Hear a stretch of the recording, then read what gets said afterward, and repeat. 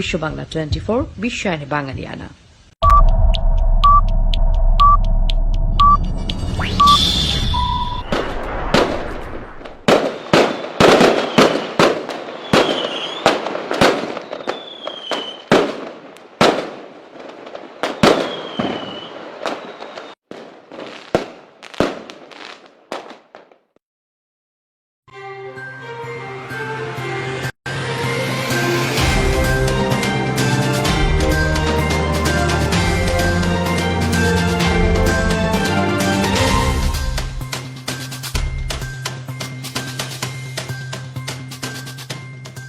আসসালামু আলাইকুম। বিশ্ব বাংলা 24 সংবাদে আপনাদের সবাইকে স্বাগত জানাচ্ছি। আমি জিন্নাতুন নাহার প্রধান। বিশ্ব বাংলা 24 এর সর্বশেষ সংবাদ দেখতে পাবেন বিশ্ব বাংলা 24 ইউটিউব এবং ফেসবুক পেজে।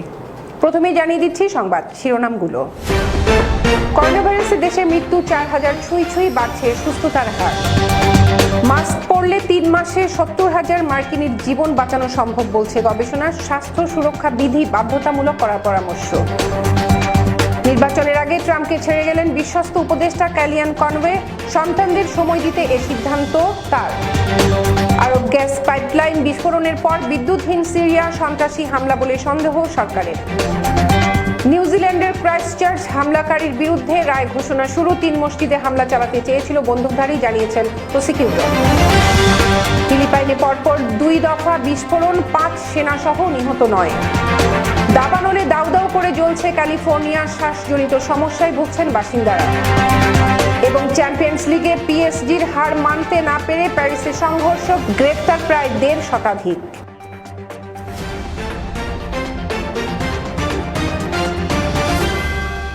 দর্শক, এতক্ষণ শুনছিলেন শিরোনাম, এবার বিস্তারিত সংবাদ। একদিনে আরো 42 জনের মৃত্যুর মধ্য দিয়ে বাংলাদেশে করোনা ভাইরাসের মৃতের সংখ্যা বেড়ে হয়েছে 3,983 জন। সোমবার সকাল 8টা পর্যন্ত 24 ঘন্টায় আরো 2,485 জনের মধ্যে সংক্রমণ ধরা পড়েছে।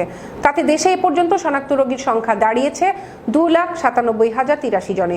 সংবাদ মাধ্যমে বিজ্ঞপ্তি পাঠিয়ে স্বাস্থ্য অধিদপ্তরের পক্ষ থেকে দেশে করোনা ভাইরাস পরিস্থিতির এই সবশেষ তথ্য জানানো হয়। ডেস্ক রিপোর্টে দেখুন বিস্তারিত। স্বাস্থ্য অধিদপ্তর জানিয়েছে, রোববার সারা দেশে 91টি ল্যাবে 13,382টি নমুনা পরীক্ষা করা হয়েছে। এ পর্যন্ত সর্বমোট নমুনা পরীক্ষা হয়েছে 14,56,038টি। এর মধ্যে রোববারের নমুনা পরীক্ষার বিবেচনায় শনাক্তের হার 18.57%। এ পর্যন্ত মোট শনাক্তের হার 20.40%। শনাক্ত বিবেচনায় সুস্থতার হার 61.56% এবং মৃত্যুর হার 1.34%। গত একদিনে যারা মারা গেছেন তাদের 31 জন পুরুষ, 11 জন নারী। এর মধ্যে 38 জন হাসপাতালে এবং 4 জন বাড়িতে মারা গেছেন। তাদের মধ্যে 19 জনের বয়স ছিল 60 বছরের বেশি, 12 জনের বয়স 51 থেকে 60 বছরের মধ্যে, 9 জনের বয়স 41 থেকে 50 বছরের মধ্যে এবং 2 জনের বয়স 31 থেকে 40 বছরের মধ্যে ছিল। মারা যাওয়াদের মধ্যে 21 জন ঢাকা বিভাগের, 7 জন চট্টগ্রাম বিভাগের, 3 জন রাজশাহী বিভাগের, 6 জন খুলনা বিভাগের, 1 জন বরিশাল বিভাগের, 2 জন রাজশাহী বিভাগের এবং 2 জন ময়মনসিংহ বিভাগের বাসিন্দা ছিলেন। এদিকে আইডিসিআর এর হিসাবে গত 24 ঘন্টায় হাসপাতালে ভর্তি ও বাড়িতে থেকে চিকিৎসা নেওয়া রোগীদের মধ্যে আরো 3,784 জন রোগী সুস্থ হয়েছেন। এ নিয়ে সুস্থ রোগীর সংখ্যা 1,82,875 জনে দাঁড়িয়েছে। রোববার দেশে করোনা ভাইরাসে আক্রান্ত রোগী সুস্থ হয়েছেন 3,784 জন, যা আগের দিনের তুলনায় 259 জন বেশি এবং শনাক্ত বিবেচনায় সুস্থতার হার 61.56%। এ নিয়ে এখন পর্যন্ত সুস্থ হলেন 1,82,875 জন রোগী। ফলে দেশে গত 2 দিনে ক্রমাগত সুস্থতার সংখ্যা বেড়েছে। ডেস্ক রিপোর্ট, বিশ্ব বাংলা 24। যুক্তরাষ্ট্রে কোভিড-19 আক্রান্ত হয়ে প্রায় 1,76,000-এর বেশি মানুষের মৃত্যু হয়েছে। স্বাস্থ্য সুরক্ষা বিধি মেনে চলা বাধ্যতামূলক না করলে ডিসেম্বর নাগাদ আরো 1,34,000 মানুষের মৃত্যু হবে বলে আশঙ্কা গবেষকদের। চলমান বিধিনিষেধ তুলে নিলে মৃত্যুর সংখ্যা আরো অনেক বাড়বে বলেও ধারণা তাদের। ডেস্ক রিপোর্টে বিস্তারিত। ওয়াশিংটন বিশ্ববিদ্যালয়ের institute for health metrics and evaluation IHME থেকে করোনা ভাইরাসের মৃত্যু নিয়ে গবেষণা করা হয়েছে। মৃত্যু নিয়ে তারা পূর্বানুমানের পাশাপাশি এ থেকে বাঁচার পথও দেখিয়ে দিয়েছেন। তাদের মতে শুধুমাত্র মাস্ক পরে এই মৃত্যুর মিছিল অনেকটাই আটকে দেওয়া সম্ভব। আইএইচএমইর পূর্বাভাসে বলা হয়েছে, ভাইরাস সংক্রমণ প্রতিরোধের এখন যে অবস্থা তার পরিবর্তন আনা না গেলে সেপ্টেম্বরে মৃত্যুর হার যতটুকু হ্রাস পেয়েছে শীত শুরুর আগেই তা আবার বাড়তে শুরু করবে এবং ডিসেম্বরের 1 তারিখ নাগাদ মৃত্যুর সংখ্যা প্রায় 3,10,000-এ পৌঁছাবে। আইএইচএমইর প্রধান ডাক্তার ক্রিস মারি জানিয়েছেন, যুক্তরাষ্ট্রের আরও বেশি বাসিন্দা যদি মাস্ক পরা শুরু করে তবে আগামী 3 মাসে প্রায় 70,000 মানুষের প্রাণ রক্ষা করা সম্ভব হবে। তবে এটি আসলে নেতা এবং প্রতিটি বাসিন্দার উপর নির্ভর করছে। প্রত্যেক ব্যক্তি কি করেন এবং নেতারা কি উদ্যোগ নেয় তার উপর। তবে যদি পরিবর্তনের উদ্যোগ নেওয়া হয় তবে এই অনুমানও পাল্টে যাবে বলে জানান তিনি। মারি আরও বলেন, এখন স্বাস্থ্য সুরক্ষা ব্যবস্থা গ্রহণ খুবই গুরুত্বপূর্ণ। গভর্নরদের উচিত এখন এই মাস্ক পরা বাধ্যতামূলক করা। মাস্ক না পরলে আইনি শাস্তির ব্যবস্থাও করা দরকার, যাতে স্থানীয় কর্তৃপক্ষ মাস্ক না পরে বের হওয়া বাসিন্দাদের জরিমানা করতে পারে। যুক্তরাষ্ট্রের কিছু অঙ্গরাজ্যে এখন সংক্রমণের গতি নিম্নমুখী, কিন্তু নেব্রাস্কা ও ওকলাহোমার মতো মধ্যাঞ্চলীয় অঙ্গরাজ্যগুলোতে সংক্রমণ কমছে না, বরং এক জায়গায় আটকে আছে। এ নিয়ে উদ্বেগ প্রকাশ করেছেন US Center for Disease Control and প্রিভেনশনের পরিচালক ডাক্তার রবার্ট রেডফিল্ড। দেশটিতে গত কয়েক সপ্তাহ ধরে করোনাভাইরাস সংক্রমণের হার হ্রাস পেয়েছে, যদিও সেই তুলনায় মৃত্যু হার এখনো বাড়ছেই। গত শুক্রবারের হিসাব অনুযায়ী ওই সপ্তাহে দেশটিতে গড়ে প্রতিদিন 987 জনের মৃত্যু হয়েছে। 3 সপ্তাহের বেশি সময়ের মধ্যে গড় মৃত্যু প্রথম 1000-এর নিচে নেমেছে। ডেস্ক রিপোর্ট, বিশ্ব বাংলা 24। নির্বাচনের অল্প কিছুদিন বাকি থাকতেই মার্কিন প্রেসিডেন্ট ডোনাল্ড ট্রাম্পের জ্যেষ্ঠ উপদেষ্টার দায়িত্ব থেকে অব্যাহতি নেওয়ার ঘোষণা দিয়েছেন তার বিশ্বস্ত হিসেবে পরিচিত ক্যালিয়ান কনওয়ে। এক বিবৃতিতে তিনি জানিয়েছেন, আগস্টের শেষের দিকে তিনি ইস্তফা দেবেন। সন্তানদের সময় দিতে এ সিদ্ধান্ত নেওয়ার কথা জানিয়েছেন তিনি। কনওয়ের স্বামী ও ট্রাম্পের কট্টর সমালোচক জর্জও রাজনীতি থেকে নিজেকে গুটিয়ে নিচ্ছেন। ক্যালিয়ান কনওয়ে একজন রিপাবলিকান কৌশল প্রণেতা ও প্রভাবশালী রাজনীতিবিদ। হোয়াইট হাউসের 4 বছর দায়িত্ব পালন করেছেন তিনি। যুক্তরাষ্ট্রে সফলভাবে প্রেসিডেন্ট নির্বাচনের প্রচারণা পরিচালনাকারী প্রথম নারীও তিনি। 2016 সালে নির্বাচনে ট্রাম্পের জয়ের পেছনে তার ভূমিকা ছিল। হোয়াইট হাউসের সিনিয়র কাউন্সিলর হিসেবে দায়িত্ব পালনের সময় কনওয়ে প্রেসিডেন্ট ট্রাম্পের রাজনৈতিক উপদেষ্টার কাজ করেছেন। প্রশাসনে বেশ প্রভাবশালী ভূমিকা ছিল তার। কনওয়ের স্বামী Republican political action committee the Lincoln project এর সহ প্রতিষ্ঠাতা। 2020 সালে নির্বাচনে ট্রাম্পের প্রার্থিতা ঠেকিয়ে দেওয়ার জন্য প্রচেষ্টা চালিয়েছিল এই কমিটি। 3 নভেম্বর মার্কিন প্রেসিডেন্ট নির্বাচন এর ঠিক আগ মুহূর্তে পদত্যাগের প্রসঙ্গে কনওয়ে জানান, পুরোপুরিভাবে নিজের ইচ্ছায় পদত্যাগের সিদ্ধান্ত নিয়েছেন, সময় হলে ভবিষ্যৎ পরিকল্পনার কথা জানাবেন। মূলত মেয়ে ক্লাইডিয়া মায়ের প্রতি অভিমান করে টুইটারে একটি পোস্ট দেওয়ার কয়েক ঘন্টার মাথায় কনওয়ে পদত্যাগের ঘোষণা দিয়েছেন। টুইটারে ক্লাইডিয়া অভিযোগ করেছিল তার মায়ের চাকরির কারণে তার জীবন ধ্বংস হয়ে গেছে। পোস্টটি পরে ভাইরাল হয়ে যায়। সিরিয়ার আরব গ্যাস পাইপলাইনে বিস্ফোরণের ঘটনায় বিদ্যুৎ বিচ্ছিন্ন হয়ে পড়েছে গোটা দেশ। রবিবার রাতে এ বিস্ফোরণ হয়। একে সন্ত্রাসী হামলা বলে সন্দেহ করছে সিরীয় সরকার। সিরিয়ার বিদ্যুৎ মন্ত্রী মোহাম্মদ খারবতলি জানিয়েছেন, রোববার রাতে দামেস্ক এলাকায় পাইপলাইনে বিস্ফোরণের কারণে গোটা সিরিয়ায় বিদ্যুৎ সংযোগ বিচ্ছিন্ন হয়ে যায়। আল দুমায়ের ও আদ্রা এর মধ্যবর্তী এলাকায় এ বিস্ফোরণ হয়েছে। সেখানে স্থাপিত 2টি পাওয়ার স্টেশনে গ্যাস সরবরাহ কমে এসেছে। কয়েকটি পাওয়ার স্টেশনে ক্রমান্বয়ে পুনঃসংযোগ দেওয়া হয়েছে এবং গুরুত্বপূর্ণ অবকাঠামোগুলোতে বিদ্যুৎ সরবরাহ করা হয়েছে। সোমবার ভোর থেকে কয়েকটি প্রদেশে বিদ্যুৎ সংযোগ চালু হচ্ছে। জ্বালানি মন্ত্রী আলী ঘানিম বলেন, দক্ষিণাঞ্চলীয় সিরিয়ায় গ্যাস সরবরাহকারী প্রধান পাইপলাইনে বিস্ফোরণের কারণ সন্ত্রাসী কর্মকাণ্ড হতে পারে। তবে তিনি এ ব্যাপারে আর বিস্তারিত কিছু জানাননি। 36 ইঞ্চির পাইপ দিয়ে দেশের দক্ষিণে 3টি বিদ্যুৎ কেন্দ্রে গ্যাস সরবরাহ করা হয়। দর্শক, এখন নিচ্ছি ছোট্ট একটি বিরতি, ফিরছি কিছুক্ষণ পর, সঙ্গেই থাকুন।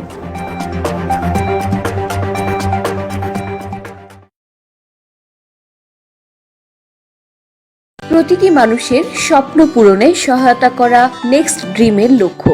আমাদের প্রতিনিধিরা ক্রমাগত আপনার উন্নতিকল্পে কাজ করে যাচ্ছে। বিনা পরিশ্রমে সম্পদশালী হওয়ার জন্য আজই আমাদের সাথে যোগাযোগ করুন। আমাদের ঠিকানা 372372 Jackson Heights, new York 11372। Phone করুন 9293574245 অথবা 7183161949 এই নম্বরে। Email nextdreamllc@gmail.com। মহামারী করোনা ভাইরাস থেকে বাঁচতে করণীয়। অপ্রয়োজনে বাড়ির বাইরে যাওয়া বন্ধ করুন। ঘরের বাইরে মাস্ক ব্যবহার করুন। গণপরিবহন এড়িয়ে চলার চেষ্টা করুন।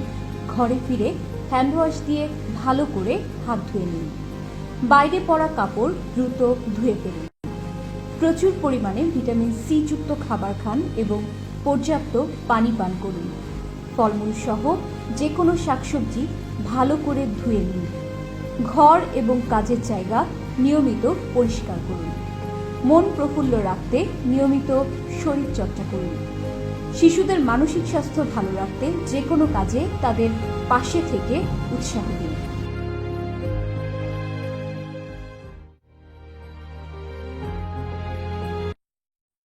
বাঙালি সংস্কৃতির সাথে প্রবাসী বাংলাদেশিদের যুক্ত রাখতে ব্যাপক পরিসরে অনুষ্ঠান এবং দেশ বিদেশের খবর নিয়ে সম্প্রচারিত হচ্ছে বিশ্ব বাংলা 24 চ্যানেল। আমি শাহনাজ বিলি চ্যানেলটির উত্তরাত্তর সাফল্য কামনা করছি।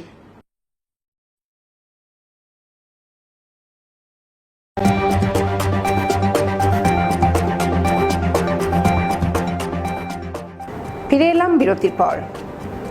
নিউজিল্যান্ডের ক্রাইস্ট চার্চ শহরে 2 মসজিদে হামলা চালিয়ে 51 জনকে হত্যার ঘটনায় অপরাধ স্বীকার করা ব্রেন্টন ট্যারেন্ট কয়েক বছরের নিখুঁত পরিকল্পনার পর তা বাস্তবায়ন করে। তৃতীয় একটি মসজিদেও হামলার পরিকল্পনা ছিল তার। মসজিদ পুড়িয়ে যত বেশি সংখ্যক মানুষকে সম্ভব হত্যা করতে চেয়েছিল সে। সোমবার তার বিরুদ্ধে রায় ঘোষণা শুরুর প্রথম দিন একথা জানিয়েছেন এক প্রসিকিউটর।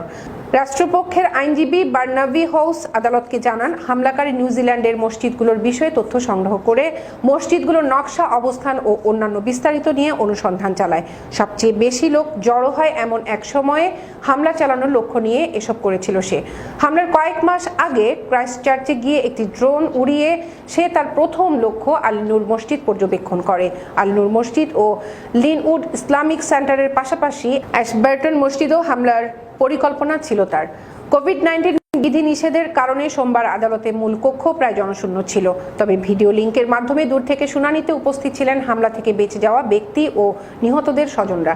ক্রাইস্ট চার্চের আদালত কমপ্লেক্সের অতিরিক্ত 7টি কক্ষে তাদের বসার ব্যবস্থা করা হয়েছিল, যাদের অনেকেরই আগামী 3 দিন নিজেদের বক্তব্য উপস্থাপন করার কথা রয়েছে। কোনো প্যারোল ছাড়াই 29 বছর বয়সী ট্যারেন্ট আজীবন কারাবাসে শাস্তি পাবেন। নিউজিল্যান্ডের এ ধরনের সাজার প্রথম ঘটনা এটি। এর আগে দেশটিতে কেউ এত বড় সাজার মুখোমুখি হয়নি। ফিলিপিনে 2 দফা বিস্ফোরণের ঘটনা ঘটেছে। সোমবার দেশটির দক্ষিণাঞ্চলে শক্তিশালী এসব বিস্ফোরণের কমপক্ষে 9 জন নিহত হয়েছে। জঙ্গি গোষ্ঠী ইসলামিক স্টেট IS এর শাখা সংগঠক আবু সাফাত নিয়ন্ত্রিত এলাকায় এই বিস্ফোরণের ঘটনা ঘটেছে। পুলিশ, সেনাবাহিনী, সন্ত্রাস বিরোধী যৌথ টাস্ক ফোর্সের মুখপাত্র ক্যাপ্টেন রেক্স পেয়ট বলেন, জেলো দ্বীপের টাউন্ট প্লাজায় দুপুরের দিকে ভয়াবহ বিস্ফোরণের ঘটনা ঘটেছে। পুলিশ এবং সেনাবাহিনীর পক্ষ থেকে বলা হয়েছে, বিস্ফোরণে কমপক্ষে 5 সেনা এবং 4 বেসামরিক নিহত হয়েছে। কোভিড-19 মোকাবেলায় স্থানীয় প্রশাসনের মানবিক সহায়তা কার্যক্রমের সময় ওই বিস্ফোরণের ঘটনা ঘটে। ওই কর্মসূচিতে স্থানীয় পৌরসভার কর্মকর্তাদের সহায়তা দিচ্ছিলেন সেনাবাহিনীর সদস্যরা। প্রথম বিস্ফোরণের কিছু সময় পরেই দ্বিতীয় বিস্ফোরণের ঘটনা ঘটে। প্রথম বিস্ফোরণে হতাহতের খবর নিশ্চিত হওয়া গেলেও Cathedral of Our Lady of Mount চার্মেলের কাছে হওয়া দ্বিতীয় বিস্ফোরণে তাৎক্ষণিক হতাহতের খবর জানা যায়নি। করোনা সংক্রমণের মধ্যেও দাবানলে জ্বলছে ক্যালিফোর্নিয়া। গত 16 আগস্ট 54.4 ডিগ্রি সেলসিয়াস তাপমাত্রা রেকর্ড করা হয়েছে ক্যালিফোর্নিয়ার ডেথ ভ্যালিতে। দাউ দাউ করে জ্বলছে আগুন মার্কিন যুক্তরাষ্ট্রের এই রাজ্যটিতে। ধোঁয়ায় ভরে গিয়েছে চারদিক। আকাশ থেকে অনবরত নেমে আসছে ছাই। বাড়িঘর, রাস্তাঘাট সব ঢেকে যাচ্ছে ছাইয়ে। শ্বাস নিতে কষ্ট হচ্ছে বাসিন্দাদের। এতে সমস্যার মধ্যে রয়েছেন লাখ লাখ মানুষ। ক্যালিফোর্নিয়ায় তাপপ্রবাহ সাধারণ ঘটনা। তাপপ্রবাহ ছাড়াও এক নতুন সমস্যার মুখে পড়েছেন ক্যালিফোর্নিয়ার বাসিন্দারা। সেটা হলো বজ্রপাত। এই বজ্রপাতের জেরেই বাড়ছে দাবানলের মতো ঘটনা। গত এক সপ্তাহে ক্যালিফোর্নিয়ায় প্রায় 21,000 বজ্রপাতের ঘটনা ঘটেছে। এর জেরে ক্যালিফোর্নিয়ার জঙ্গলে 560টি জায়গায় আগুনও ধরেছে। পুড়ে গেছে প্রায় 50,000 একর জমি। ক্যালিফোর্নিয়ার ফায়ার সার্ভিস দপ্তর জানিয়েছে, ইতিমধ্যেই প্রায় 24টি এলাকায় আগুন নেভানোর কাজ করছে তারা। আগুন আয়ত্তে আনা সম্ভব হচ্ছে না, দিন দিন বেড়েই চলেছে। ক্রমেই আরো ভয়ঙ্কর রূপ নিচ্ছে এই দাবানল। সবচেয়ে খারাপ অবস্থায় পড়া ভাকাভিল ও নাপা ভ্যালির বাসিন্দাদের সরিয়ে নিয়ে যাওয়া হয়েছে।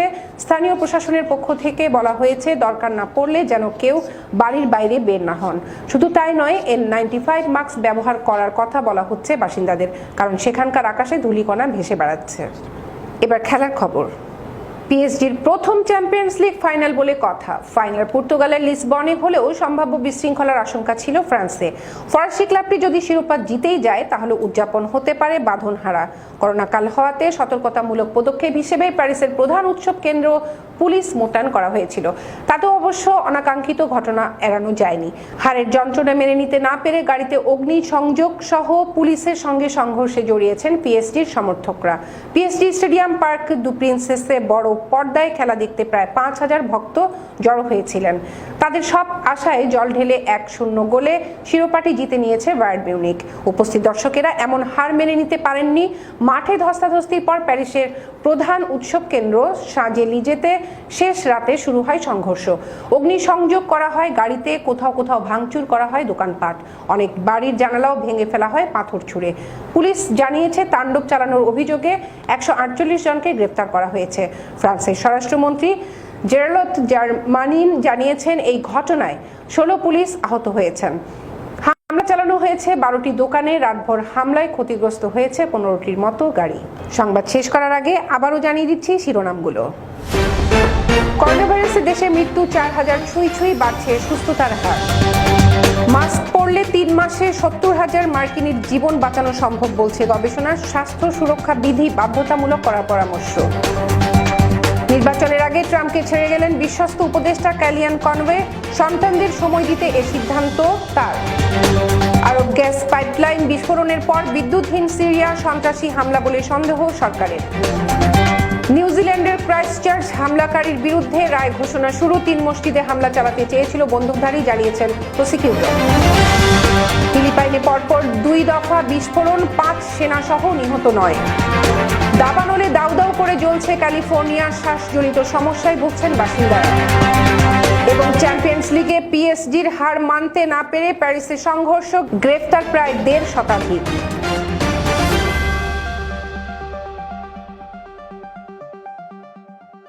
এতক্ষণ সাথে থাকার জন্য ধন্যবাদ সবাইকে। আরও একবার বিশ্ববাংলা 24 দেখার আমন্ত্রণ জানিয়ে শেষ করছি এখনকার সংবাদ আয়োজন। করোনা ভাইরাস থেকে বাঁচতে স্বাস্থ্যবিধিগুলো মেনে চলুন, নিরাপদ ও সুস্থ থাকুন। আল্লাহ হাফেজ।